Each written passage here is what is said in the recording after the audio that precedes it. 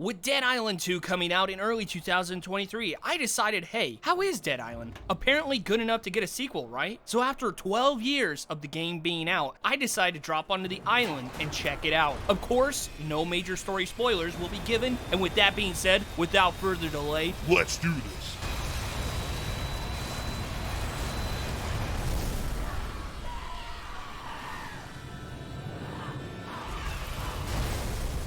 You experience a cutscene that introduces you to the island of Benoy, where the game is played. Basically a party island. Everyone here is having a good time. Then you guessed it, a zombie outbreak begins. From there, you pick your character between Logan, Perna, Shion, and Sam B, all being an expert with a different weapon. It shows how their stats vary from one another. Health, speed, stamina, and even gives you a cool voiceover from the character giving you insight into their bio leading up to the game events. Each character will have some unique skills when it comes to the skill tree. However, the categories will remain the same: fury, combat, and survival. The game plays like an arcade style in my experience, more likely to be enjoyed with friends rather than solo, where if you feel there isn't enough challenge with the normal mode, there is a one-punch mode, which is exactly as the name presents. It only takes one punch for lights out.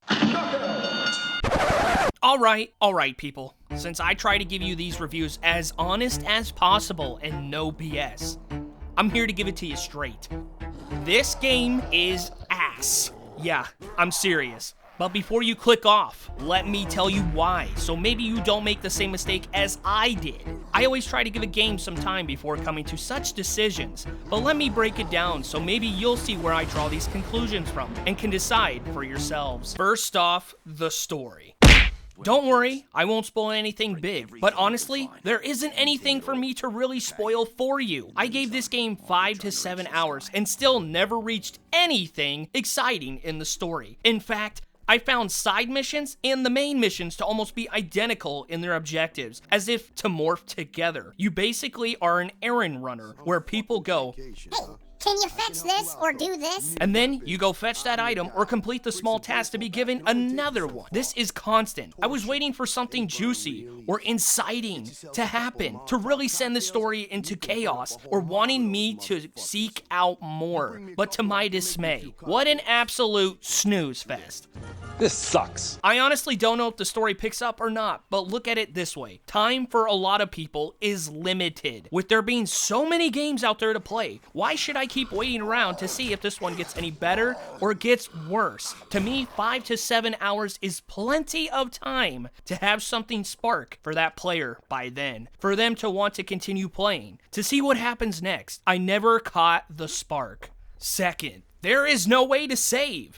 Now, if you have played an RPG game before, you probably learned or know it's nice to have that save button in the menus, or at least a location that is a guaranteed safe place to save, like a base. That way you can sigh with relief you didn't just lose so much work or felt like your time was wasted. Well, there isn't one in this game. Everybody stay calm. What's the procedure, everyone? What's the procedure? Stay calm! Yes, you heard me correctly. The only way to save is when you are blessed with an auto checkpoint that will show in the form of a biohazard logo on the corner of your screen. Now, am I going to roast this game the whole video? No, as there are some things that work alright in this game. Like for instance, the combat is decent, where a player has to watch out for the stamina bar where in combat, because if you aren't careful, you can't attack or run. You gotta plan those moves. Punches and kicks can be used when gear is low or damaged. You could get those satisfying slow-mo kills showing off that striking last blow. Those are nice touches that work for this game.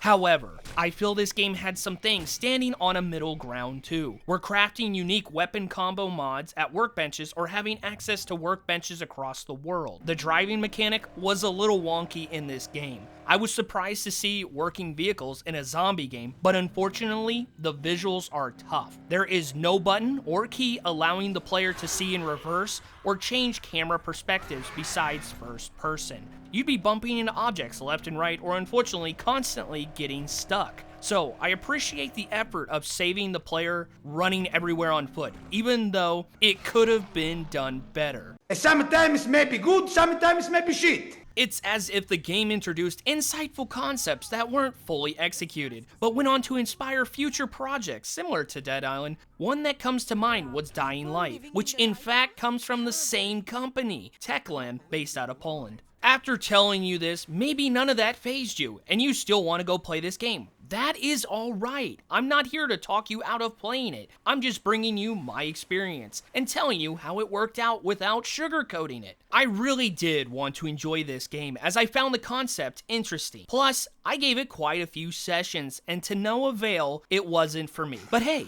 everyone is different. I will be curious to see more on Dead Island 2 and if it looks like it's truly come a long way from the first game, making it look almost undeniable to play. But weirdly enough, Dead Island 2's title doesn't even make sense, as it takes place in California. Mainly LA, they say. Wrap your head around that for a sec. Anyway, hopefully this video proves some insight for you. Thanks for watching. Stay tuned for other future reviews and content dropping by hitting that subscribe button. Drop a like, and most importantly, remember to take care of yourself. Have a great day, and I'll catch you in the next video, which will appear on the screen right here.